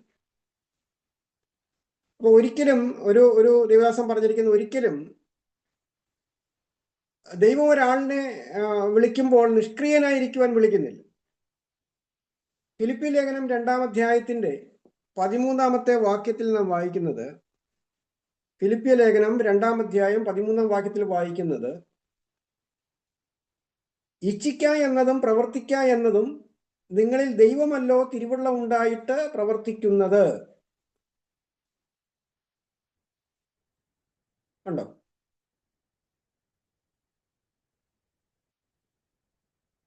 നിങ്ങൾ അവിടെ പ്രവർത്തിക്കുക എന്നുള്ളതിനെ കുറിച്ചാണ് ആ 1-2 വാക്യങ്ങളിൽ പറഞ്ഞിരിക്കുന്നത്. അവിടെ പറയുന്നത് നിങ്ങളിൽ പ്രവർത്തിക്കുന്നത്, തിരുവുള്ള ഉണ്ടായിട്ട് പ്രവർത്തിക്കുന്നത് ദൈവമാണ് നിങ്ങളിൽ പ്രവർത്തിക്കുന്നത്. അപ്പൊ ദൈവം നമ്മിലൂടെ പ്രവർത്തിക്കുന്നു എന്നുള്ള ആ ഒരു കാര്യം നമ്മുടെ വിശ്വാസത്തോടു കൂടിയ പ്രവർത്തനങ്ങളിൽ ആവശ്യമാണ്. അപ്പൊ ലീഡർഷിപ്പ് ആക്ഷൻ ഡിമാൻഡ്സ് ഫെയ്ത്ത്, അത് നമ്മൾ ഓർത്തിരിക്കുക. അതുപോലെ നമ്മൾ കാണുന്ന മറ്റൊരു കാര്യം,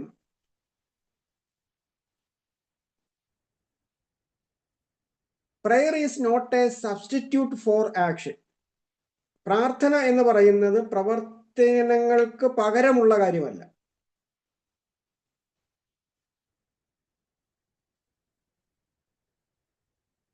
അപ്പൊ പ്രവർത്തിക്കേണ്ട കാര്യങ്ങൾ പ്രവർത്തിക്കണം. അത് വിശ്വാസത്തോടു കൂടിയ പ്രാർത്ഥനയിൽ പിൻബലത്തോടു കൂടി പ്രവർത്തിക്കണം. അതാണ് ദൈവത്തിന്റെ വചനം നമ്മെ പഠിപ്പിക്കുന്ന കാര്യം. അപ്പൊ പൗലോസ് തന്നെ പറയുന്നുണ്ടല്ലോ, ഞാൻ നല്ല പോർ പൊരുതി, അല്ലെ? ഞാൻ നല്ല പോർ പൊരുതി, I have fought A good fight. നല്ല പോർ പൊരുതി. അപ്പൊ താൻ വളരെയധികം അധ്വാനിച്ചു എന്ന് പറയുന്നുണ്ട്. സഭകൾക്ക് വേണ്ടി അധ്വാനിച്ചു. അപ്പൊ ആ അധ്വാനം, ആ പ്രവർത്തനം, അത് ആവശ്യമാണ്. അപ്പൊ ഇങ്ങനെയുള്ള ഈ പ്രവർത്തനങ്ങളിൽ, പെർഫോമൻസുകളിൽ നമ്മുടെ ആ കാര്യത്തിൽ നമുക്ക് ബെസ്റ്റ് റിസൾട്ട് എങ്ങനെയാണ് നമ്മുടെ പെർഫോമൻസുകളിൽ ഉണ്ടാകേണ്ടത് എന്നുള്ളതിനെ കുറിച്ച് നമുക്ക് പഠിക്കാം. എന്നാൽ അതോടൊപ്പം തന്നെ ഒരു ലീഡർ എന്ന് പറയുന്നത് ഒരു കാര്യം മാനേജ് ചെയ്യുന്ന ആളല്ല. അതാണ് നിങ്ങൾ മനസ്സിലാക്കേണ്ടത്. കാര്യങ്ങളൊക്കെ മാനേജ് ചെയ്ത് കൊണ്ടുപോവുക എന്നുള്ളത് വ്യത്യസ്തമായ ഒരു കാര്യമാണ്. എന്ന് പറഞ്ഞാൽ മാനേജ്മെന്റും ലീഡർഷിപ്പും രണ്ടാണ്. ചില ആളുകൾക്ക് കാര്യങ്ങളൊക്കെ എങ്ങനെയെങ്കിലും മാനേജ് ചെയ്തങ്ങ് പോയാൽ മതി, അല്ലേ? ചിലർക്ക് അങ്ങനെ മതി. അപ്പം എന്നാൽ ദൈവം അങ്ങനെ ഈ കാര്യങ്ങൾ മാനേജ് ചെയ്ത് കൊണ്ടുപോവുക എന്നുള്ളതല്ല, പിന്നെ അതിന് കുറച്ചും കൂടെ ദർശനമുള്ളവരായി, കുറച്ചും കൂടെ എഫക്റ്റീവായി മുമ്പോട്ട് പോവുക എന്നുള്ളതാണ്. അപ്പൊ ആ ഒരു വ്യത്യാസം, എന്താണ് മാനേജറും എന്താണ് ലീഡറും തമ്മിലുള്ള വ്യത്യാസം? ഞാൻ അതിനെക്കുറിച്ചൊരു 4-5 കാര്യങ്ങളുണ്ട്. ഞാനിപ്പോൾ ഒരു കുറച്ച് പോയിന്റ്സ് ഞാൻ അങ്ങോട്ട് ഇടാം, നിങ്ങൾ ഒന്ന് നോക്കണം, ഞാൻ എന്നിട്ട് വിശദീകരിക്കാതെ.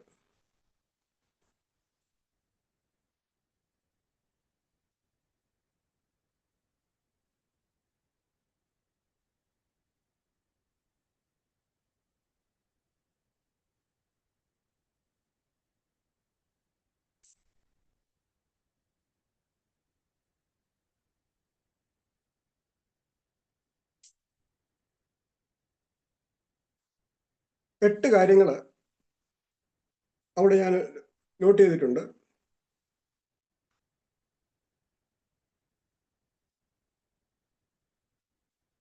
ലീഡർഷിപ്പ് എന്ന് പറയുന്നത് എന്താണ്? Leadership is equality. അപ്പൊ നേതൃത്വം എന്ന് പറയുന്നത് ഒരു ഗുണവിശേഷമാണ്. അവിടെ സ്വഭാവത്തിന്റെ ആവശ്യമുണ്ട്, വ്യക്തിത്വത്തിന്റെ പ്രശ്നമുണ്ട്, ആത്മീയതയുടെ കാര്യങ്ങളുണ്ട്, ദൈവവിളിയുടെ ആവശ്യമുണ്ട്, ദൈവനിയോഗത്തിന്റെ ആവശ്യമുണ്ട്, പ്രാർത്ഥനയുടെ ആവശ്യമുണ്ട്, വിശ്വാസത്തിന്റെ ആവശ്യമുണ്ട്. അപ്പൊ അതൊരു ക്വാളിറ്റിയാണ്, ഒരു ക്വാളിറ്റിയാണ്. ലീഡർഷിപ്പ് ഈസ് എ ക്വാളിറ്റി, അതൊരു ഗുണവിശേഷമാണ്. Management is a science and an art. Management എന്ന് പറയുന്നത് എന്താണ്? ഒരു ശാസ്ത്രവും കലയുമാണ്. അല്ലെങ്കിൽ അതിന് പ്രത്യേകമായ ലൗകികമായ ചില പ്രിൻസിപ്പിൾസ് ഉണ്ട്, അതിന് ചില പ്രൊസീജിയേഴ്സ് ഉണ്ട്.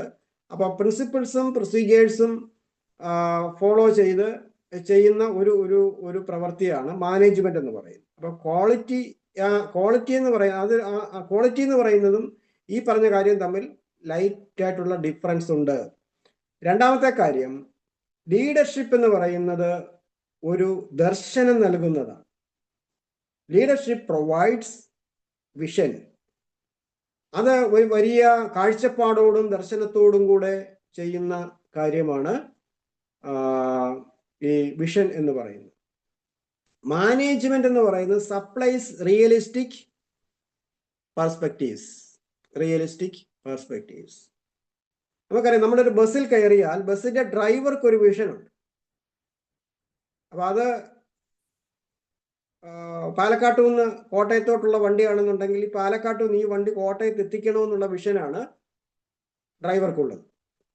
പക്ഷെ കണ്ടക്ടറെ സംബന്ധിച്ച് ആ യാത്രക്കാരെ മാനേജ് ചെയ്താൽ മതി.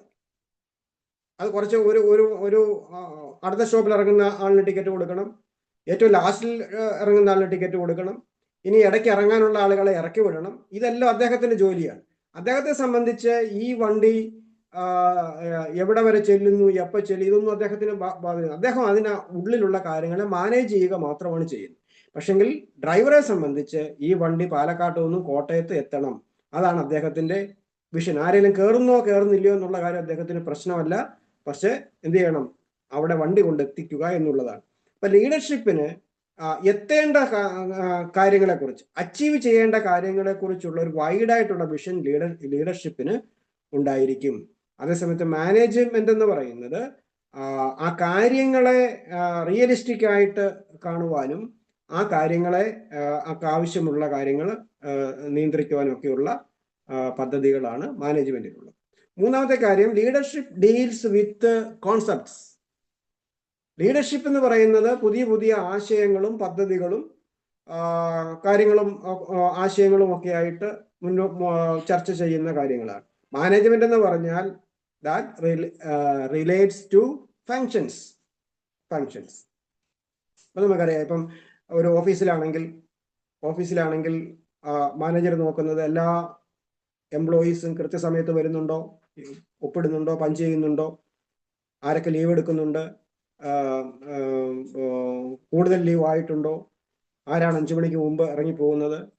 അപ്പൊ ഇങ്ങനെയൊക്കെയുള്ള കാര്യങ്ങളെല്ലാം അവിടുത്തെ ആ ഫങ്ഷൻസ്, അതുപോലെ ചെയ്യേണ്ട കാര്യങ്ങളെല്ലാം കൃത്യമായിട്ട് ചെയ്യുന്നുണ്ടോ, ഇതൊക്കെയാണ് അവർ നോക്കും.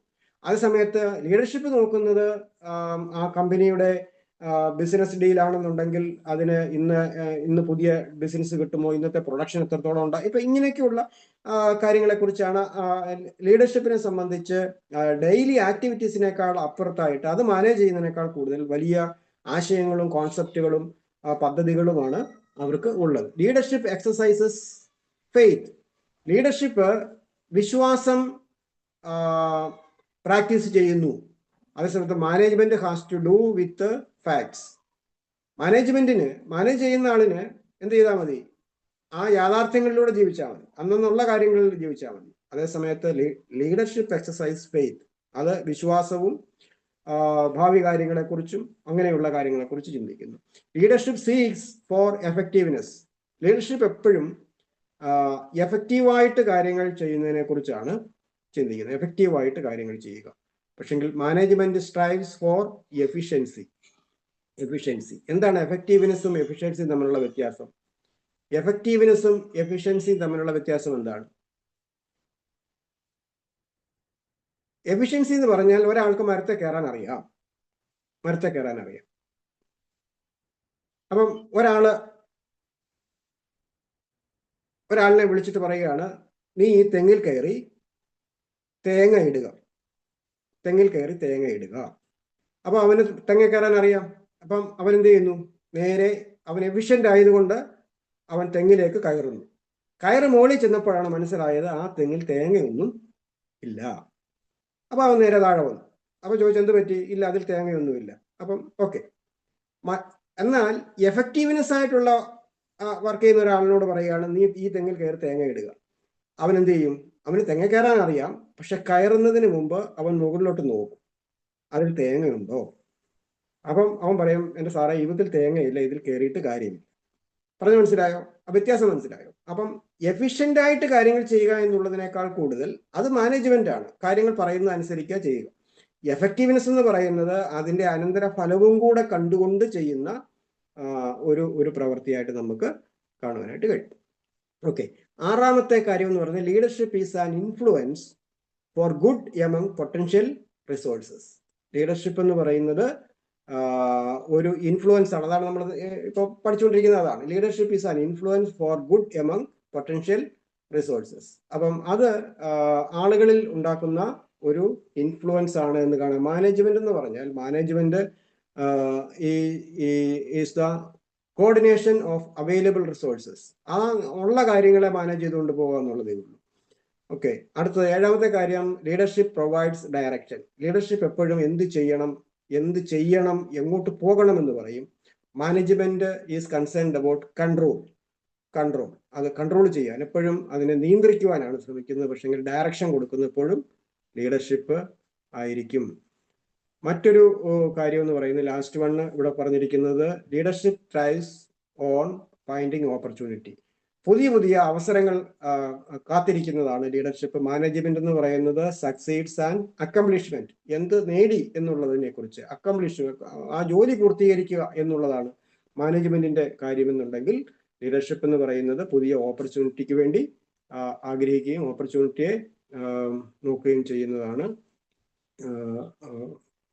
ആ ഒരു കാര്യം നമുക്ക് മനസ്സിലാക്കാം. അപ്പൊ ലീഡർഷിപ്പ് ക്വാളിറ്റി എന്ന് പറയുന്നത്, leadership itself is a quality എന്ന് നമുക്ക് കാണാനായിട്ട് കഴിയും. അപ്പൊ ലീഡർഷിപ്പ് എന്ന് പറയുന്നത് എന്താണ്? ഞാൻ പറഞ്ഞതാണ്, ലീഡർഷിപ്പ് എന്ന് പറഞ്ഞൊരു ക്വാളിറ്റിയാണ്. മാനേജ്മെന്റ് എന്ന് പറഞ്ഞ ഒരു സയൻസ് ആണ്, അല്ലെങ്കിൽ ഒരു ആർട്ടാണ്. ലീഡർഷിപ്പ് എന്ന് പറയുന്നത് ഇറ്റ് പ്രൊവൈഡ്സ് വിഷൻ. അത് എപ്പോഴും ഒരു വലിയ ദർശനത്തോടു കൂടിയുള്ള പ്രവർത്തനമാണ്. മാനേജ്മെന്റ് എന്ന് പറഞ്ഞാൽ റിയലിസ്റ്റിക് ആയിട്ടുള്ള പെർസ്പെക്റ്റീവാണ്. യാഥാർത്ഥ്യം, മുമ്പിലുള്ള കാര്യങ്ങളെ മാനേജ് ചെയ്യുക എന്ന് മാത്രമേ ഉള്ളൂ മാനേജർക്ക് ഉള്ള കാര്യങ്ങൾ. Leadership deals with concepts, management relates with functions. Leadership exercises faith. അത് ലീഡർഷിപ്പിന് കുറച്ചും കൂടെ വിശ്വസിക്കുവാനും മുമ്പോട്ട് കാണുവാനും വിശ്വാസവും ഉണ്ടായിരിക്കും. അതേസമയത്ത് മാനേജ്മെന്റിന് അതിന്റെ മുമ്പിലുള്ള ഫാക്ട് മാത്രമേ ബാധകമായിട്ട് ഉള്ളൂ. Leadership seeks for effectiveness.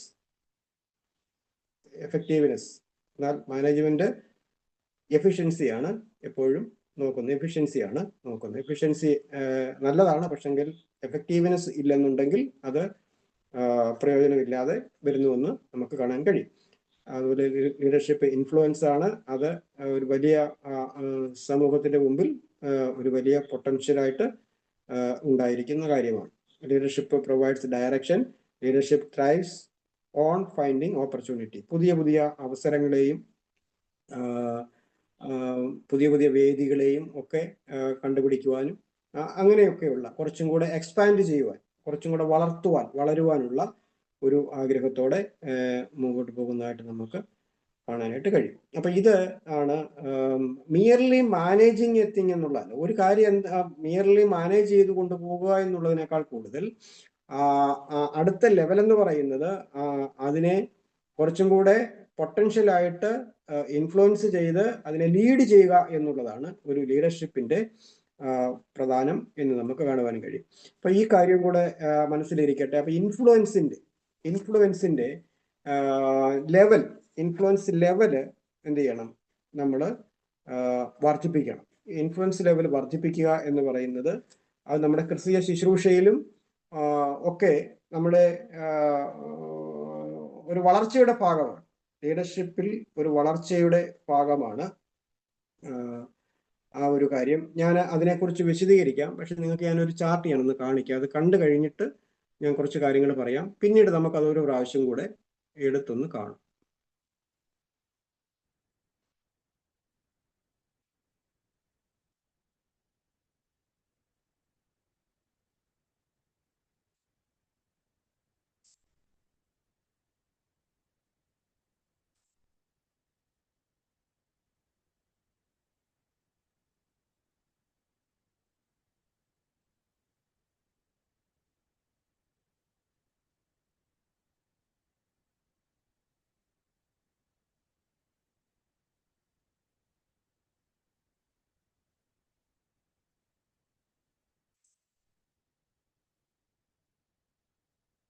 ഇതാണ് 5 ലെവൽസ് ഓഫ് ലീഡർഷിപ്പ് എന്ന് പറയുന്ന കാര്യം.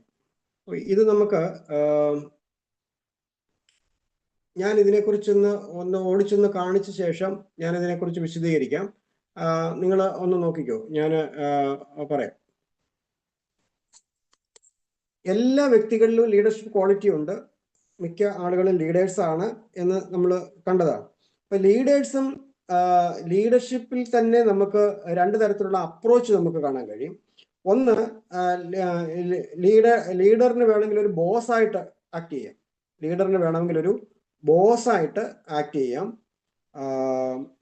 അപ്പം അദ്ദേഹം ബോസ് എന്ന് പറയുന്ന ആള് എന്താണ്, ആളുകളെ ഫയർ ചെയ്യുകയാണ്, അല്ലെ? വർക്കേഴ്സിനെ, താഴെയുള്ള ആളുകളെ, തന്റെ സബോർഡിനേറ്റ്സിനെ എപ്പോഴും ഭീഷണിപ്പെടുത്തുക, ഫയർ ചെയ്യുക, കുറ്റപ്പെടുത്തുക, അങ്ങനെയുള്ള കാര്യങ്ങളായിരിക്കും. അതേ സമയത്ത് ഒരു ലീഡർ